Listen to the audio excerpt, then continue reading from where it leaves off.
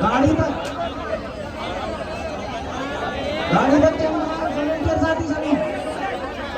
तुम लोग मेहनत से पढ़ाई करो, 1 साल में हम लोग मेहनत करके इतनी ताकत में चले जाएंगे कि हमारे जरिए ही सरकार बनेगी, तब हम बहनों को रोजगार देंगे सबको। सुनो, आदमी चेहरे से नहीं कर्म से सुंदर होता है। जब तुम में से कोई IAS IPS बन जाएगी ना, तुम्हारे माता पिता को उनके लिए तुम्हारे लिए रिश्ता नहीं ढूंढना पड़ेगा ना, दहेज इकट्ठा करना पड़ेगा। समझ रही हो? शादी में तो नुकसान हो गया है। अब वो जो काम की बात बतानी थी वो भूल जाएंगे लोग, जो खड़े होकर बतानी पड़ेगी। अब मैंने समझ लिया, अभी चुप रहो। देखो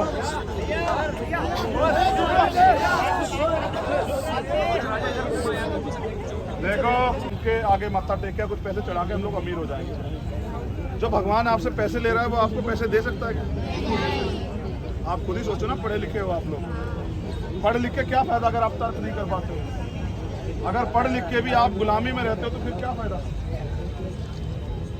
जब बाबा साहब अम्बेडकर संविधान लाए तभी तो महिलाओं को IAS IPS doctor engineer clerk बनने की आज़ादी मिली। अगर वो महिलाओं के अधिकारों के लिए नहीं लड़ते, संविधान में उनको अधिकार नहीं देते, तो आपको कौन पूछने देता मंदिरों में? आपने देखा नहीं केरल में महिलाओं को जाने के ऊपर कितना झगड़ा हुआ कि मंदिर में नहीं जा सकती महिलाएं, गर्भगृह में नहीं जा सकती हैं। मैं आपसे क्या कह रहा हूँ, मेरी बात पे गौर करो, धार्मिक से लगा के। आज के आज सबसे ज्यादा दहेज के नाम पे महिलाओं के साथ शोषण होता है। दहेज हत्या, दहेज के नाम पे परिवार प्रताड़ित करता। क्यों करता है पता आपको? समाज में भी यही बात लागू है, क्योंकि वो उनके पास रोजगार। अच्छा सोचो, जो बेटी IAS IPS है, वकील है, जज है, ये लाठी अगर उठा ली ना तो पतंग बन जाएगी। बहुत सारे लोग जो बोल रहे हैं, समझ रहे हो? बात करने दो। तो वो इसलिए उनके साथ ये अन्याय अत्याचार होता है। जैसे मैंने समझा कि हमारे समाज के साथ क्यों होता है, क्योंकि हम कमजोर हैं, हमको आर्थिक रूप से कमजोरी है। जब वो बहनें बेरोजगार होती हैं, ना वो डॉक्टर होती है, ना इंजीनियर होती है, ना वो क्लर्क होती है, ना वो IAS होती है, ना IPS होती है, ना पुलिस में होती हैं, ना किसी और विभाग में होती है, तो होता क्या है कि उनको पुरुष प्रधान देश ये समझता है, यहाँ के पुरुषों को बुरा लग जाएगा, ये महिला मेरे उस पे है, मेरी दया पे। अगर मैं कुछ ला के दे दूंगा तो ये खा लेगी, मैं जो इसको कपड़े दे दूंगा वो ये पहन लेगी, मैं जो सामान ला के दे दूंगा इसमें गुजारा कर लेगी, उसका अपना कोई जीवन इस देश में नहीं। आप ये बताओ, जितनी हमारी बहनें माएँ बैठी हैं, कभी अपनी मर्जी से आप 4 दिन के लिए घूमने गई कभी कहीं? नहीं सर, नहीं सर। बताओ कहाँ मायके घूमने कहाँ जाती हो? बताओ। प्लेन का सफर किया तक? कहाँ घूमे? भाई बात सुनो, जब आपने प्लेन में नहीं घूमे तो फिर आप कहाँ घूमे बताओ? सबसे हल्की सवारी तो प्लेन ही है। देखो हल्की है तभी तो आकाश में उड़ती है, या नहीं? मैं कुछ और समझा रहा हूँ मेरी बहन। देखो, अगर आपको एक मिनट दो, अगर आप 50,000 40,000 रुपये कमाएंगी तो क्या आपको कुछ खर्च करने से पहले किसी से पूछना पड़ेगा? आप अपनी सेविंग भी करो, कोई घूमने जाओ।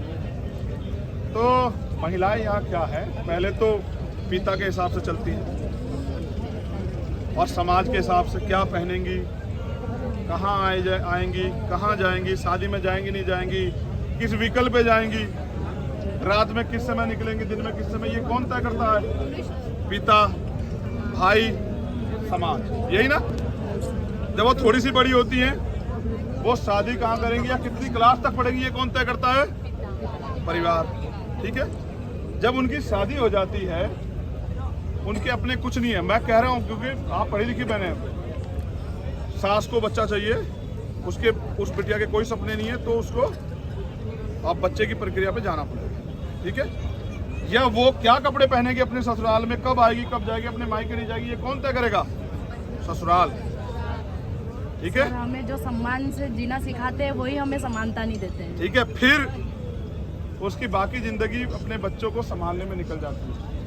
जब वो और बूढ़ी हो जाती है तो भी उस पर आज़ादी नहीं होती, तब वो अपने पोते पोतियों को संभालने लग जाती है। तो एक महिला इस देश में गुलाम पैदा होती है और गुलामी बनती है। इसलिए मैं अपनी बहनों से कह रहा हूँ कि आप आज़ाद हो जाओ। आपने उड़ के थोड़ा ही देखा, जैसे मैंने इससे पूछा, ये कह रही मैं तो घूम लेती हूँ। तो मैं कह रहा हूँ कि जब आप घूमो सब, अपनी माँ को लेके, अपनी बहनों को लेके प्लेन से जाओ, यहाँ से गोवा जाओ, केरल जाओ, तमिलनाडु जाओ, देखने जाओ बोध गया जहाँ हमारे महापुरुष वो हुए, ऐसी जगहों पे जाओ, जाके 2-4 दिन अपने मन से, अपने मन का खाओ पियो रहो, तभी तो आज़ादी है। तो वो कहाँ है तुमसे? अच्छा, जो बेटी नौकरी कर रही है उसको तो पिता भी ये नहीं कह सकते क्योंकि तनख्वाह ही है कि तू क्या कर रही है, और जो नहीं कर रही उसको क्या कहते हैं? बस भेजो, अभी भेजो घूमने, तुझे शादी में है, यही कहते हैं ना। तो देखो, मैं तो पुरुष पैदा हुआ हूँ, लेकिन क्योंकि मैं समझता हूँ कि हमने सामाजिक असमानता देखी है, देखो, इसलिए मैं समझता हूँ कि महिला को आज़ादी, इसलिए मैं आपसे कह रहा हूँ, ये MSc वाली से मैंने क्यों हाथ मिला पता? क्योंकि अगर MSc केमिस्ट्री से कर रही हो तो बहुत अच्छा स्कोप, आने वाले कल में बहुत अच्छी जॉब करोगी, कहीं प्रोफेसर या जो है असिस्टेंट प्रोफेसर लगोगी, 1 लाख रुपए सैलरी लोगी। जब 1 लाख रुपए तुम्हारी जेब में होंगे मंथली, तुम्हें कौन रोक सकता है उड़ने से? अपनी माँ के भी सपने पूरी करोगी, अपने पिता के भी सपने पूरी करोगी, उनको भी 2 रुपए दोगी, वो भी सम्मान करेंगे। जिन पे पैसे नहीं होते उनका सम्मान भी नहीं होता, समझ रही हो? इसलिए मैंने बात तुम्हें बताई। फोटो तो तुम सारी खिंचवा लो, लेकिन फोटो से कुछ नहीं बदलेगा बहन। आप जब अपनी पढ़ाई को मजबूती से करोगी और अपने पैरों पे खड़े हो जाओगी, देखना आपको मेरे कहे हुए वर्ड याद आएंगे कि हमारे भाइयों की क्या। और अगर आप नाकामयाब हुई तो भी याद आएगा कि अगर हम भाई की बात मान लेते, अच्छे से पढ़ाई करते, मेकअप में ना घुसे रहते, तो सब ठीक हो जाता।